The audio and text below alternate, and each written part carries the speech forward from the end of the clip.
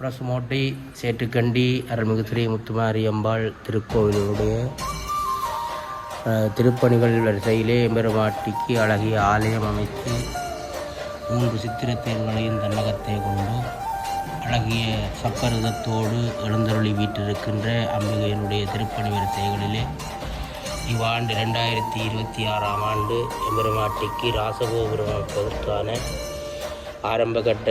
ஆயத்த வேலைகள் இங்கே இடம்பெற்று கொண்டிருக்கின்றது. அந்த வகையிலே இவ்வாண்டு ராசகோபுரத்துக்கான அடிக்கல் நாட்டப்பட்டு வருகின்ற 2030ஆம் ஆண்டு எம்பெருமாட்டியினுடைய மகா கும்பாபிஷேகத்தோடு அந்த ராசகோபுரத்துக்கான மகா கும்பாபிஷேகங்கள் இடம்பெற்று அமைக்கப்பட வேண்டும் என்பது இம்மக்களுடைய